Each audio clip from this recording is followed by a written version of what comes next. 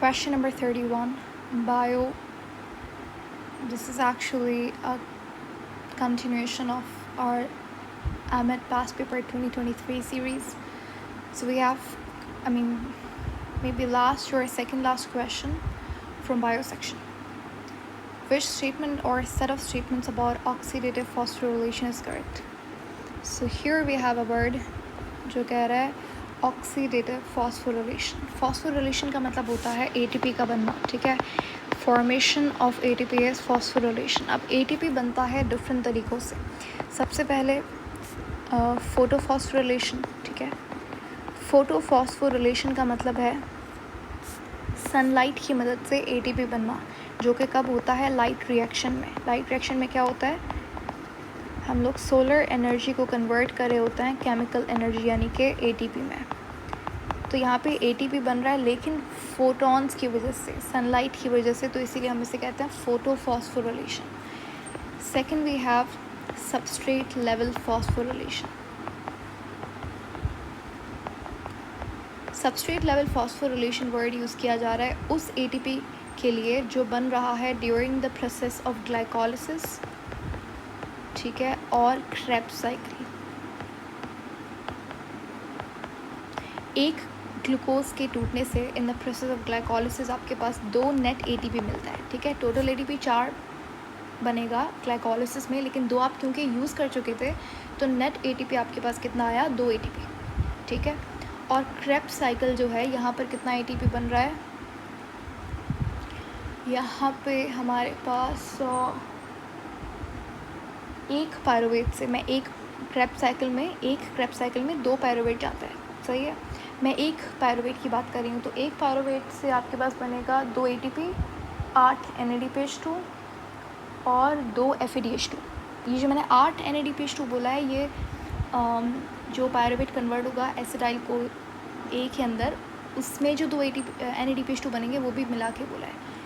नहीं समझ आया? दोबारा से सुने. क्रेब्स साइकिल के अंदर एक पायरुवेट से 2 6 2 का रेशो होता है, ठीक है. 2 ATP बन रहा है, 2 ATP बनता है एक पायरुवेट से. कितने पायरुवेट होते हैं? 2, यानी कि कितना टोटल ATP बनेगा आपके पास? 4 इन शॉर्ट, ठीक है. और 6 क्या है? NADPH2 है, और 2 क्या है? FADH2, सही है. अब मैंने पहले तो यहाँ पे 8 कहा था, वो 8 कहाँ से आया मैम?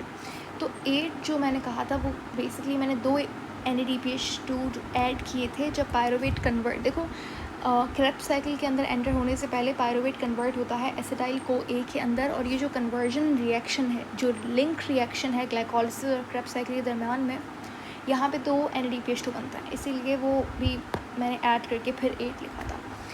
तो ये होती है सबस्ट्रेट लेवल फॉस्फोरिलेशन. उसके बाद हमारे पास जो यहाँ पे क्वेश्चन में गिवन है ऑक्सीडेटिव फॉस्फोरिलेशन,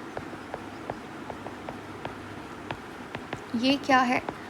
जो आपके पास ATP इलेक्ट्रॉन ट्रांसपोर्ट चेन के अंदर मिल रहा है वो कहलाता है, इस प्रोसेस को आप क्या बोलेंगे? ऑक्सीडेटिव फॉस्फोरिलेशन, ठीक है. ये ATP ऑक्सीडेटिव फॉस्फोरिलेशन से बना. यहाँ पे क्या हो रहा है? यहाँ पे आप NADPH2 जाता है चेन के अंदर, और एक NADPH2 से 3 ATP बनता है, और एक FADH2 से 2 ATP बनता है, ठीक है, इलेक्ट्रॉन ट्रांसपोर्ट चेन में. तो मैक्सिमम अमाउंट ऑफ ATP आपको ऑक्सीडेटिव फॉस्फोरिलेशन से मिलता है. कितना ATP बनता है यहाँ पे? यहाँ पे आपके पास तकरीबन बनता है 32 ATP, सही है. हमें बताना था, ये जस्ट मैंने ये टर्म बताने के लिए आपको ये पूरी कहानी बताई. अब क्वेश्चन क्या है वो अभी तक हमने नहीं पढ़ा. हमें बताना है कौन सी स्टेटमेंट सही है. ओके, सो इसे हम यहाँ से हटा देंगे.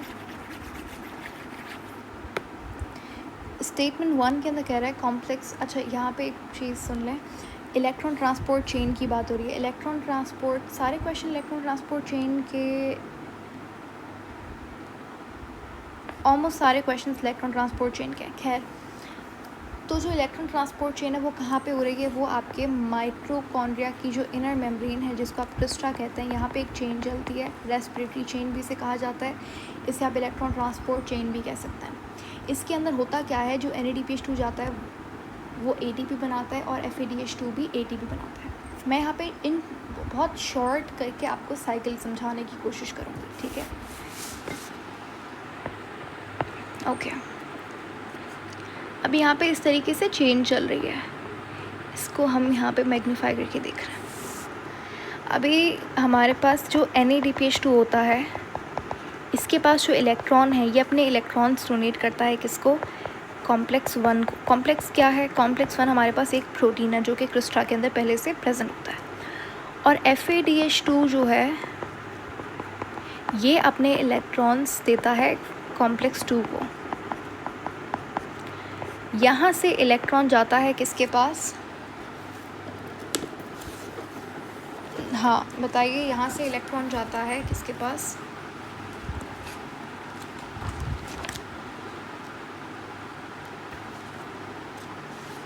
प्लास्टोक्विनोन हमारे पास लाइट रिएक्शन में था।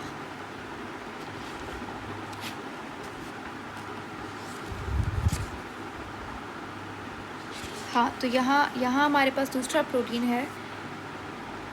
अब ये जो इलेक्ट्रॉन है FADH2 के इलेक्ट्रॉन और NADPH2 के इलेक्ट्रॉन, ये दोनों जगहों से इलेक्ट्रॉन जो आए हैं ये कहाँ जाएंगे, कोएंजाइम के पास, कोएंजाइम Q के पास। कहाँ जाएंगे, कोएंजाइम Q के पास, जिसका दूसरा नाम है यूबिक्विनोन, एक ही बात है।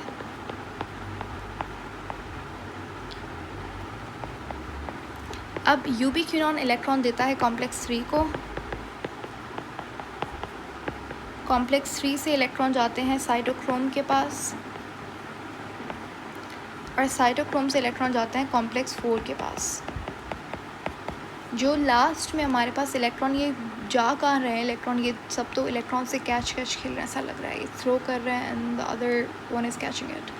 असल में ये जो इलेक्ट्रॉन है, फाइनल एक्सेप्टर जो है इसका क्या होगा, ऑक्सीजन होगा, ठीक है। अब आगे क्या होना है वो सारी चीज़ें हैं, क्योंकि इस क्वेश्चन के लिए इतनी इन्फॉर्मेशन सफिशेंट है। अब स्टेटमेंट्स को 1 बाय 1 रीड कीजिए और इसको कहीं नोट डाउन करके लिख लें, ठीक है। ये जो मैंने यहाँ पे लिखा है ये इम्पॉर्टेंट इंफॉर्मेशन है। वो कहते हैं complex 1 of the electron transport chain, complex 1 जो है ये रहा, ये इलेक्ट्रॉन ट्रांसपोर्ट कर रहा है किससे, FAD। पहला ही बात गलत है, क्योंकि कॉम्प्लेक्स 1 के पास इलेक्ट्रॉन कौन देता है, NADPH2 देता है। हाँ, ये वाली बात तो सही लिखी हुई है, कोएंजाइम Q को देता है, लेकिन ये इलेक्ट्रॉन FADH2 से नहीं आते, NADPH2 से आता है। उसके बाद ATP सिंथेज यूटिलाइज करता है of the energy of the proton gradient वाली energy to catalyze the conversion of ADP to ATP। ये बात बिल्कुल ठीक है। इसमें क्या लिखा हुआ है, अगर आप लाइट रिएक्शन में चले जाओ या इलेक्ट्रॉन ट्रांसपोर्ट चेन में, दोनों में एक ही तरीके से ATP बनता है। होता क्या है कि आप क्या कर रहे थे लाइट रिएक्शन में, या फिर यहाँ पे भी ETC में भी ऐसा ही होगा। आप ल्यूमिन के अंदर H पॉजिटिव फिल कर रहे थे, ठीक है। अब इसको यहाँ पे रखने से क्या हो रहा था, आपके पास कंसनट्रेशन ग्रेडियंट फॉर्म हो रहा था, यानी कि अंदर तो हाइड्रोजन आयन की कंसनट्रेशन ज़्यादा है, स्ट्रोमा के अंदर हाइड्रोजन आयन बहुत कम हो गया था। अब क्या होता था, यहाँ पे हमारे पास एक प्रोटीन था F0F1 प्रोटीन। यहाँ से जब तेज़ी से स्पीड से हाइड्रोजन बाहर जाएगा from higher concentration to lower concentration, तो एनर्जी रिलीज़ होगी। उस एनर्जी को ट्रैप करेगा एक एंजाइम जो कि यहाँ पे पड़ा हुआ है, ATP सिंथेज है इसका नाम। तो ये वही एनर्जी को यूज़ करता है जो कि प्रोटॉन, H पॉजिटिव को आप प्रोटॉन भी कहते हैं, इसके पास एक प्रोटॉन का ही चार्ज होता है, सही है। तो ये वो वाली एनर्जी यूज़ करेगा जो कि प्रोटॉन ग्रेडियंट को कैटलाइज करने से मिली है आपको, ठीक है। और इस एनर्जी को यूज़ करके ADP कन्वर्ट हो जाएगा ATP में, क्लियर। उसके बाद oxygen serves as an electron acceptor in complex 3। नहीं, कॉम्प्लेक्स 3 के अंदर नहीं, कॉम्प्लेक्स 4 जो है, कॉम्प्लेक्स 4 से जो इलेक्ट्रॉन आएगा वो ऑक्सीजन के पास जाएगा। तो ऑप्शन, ये भी ऑप्शन गलत हो गया।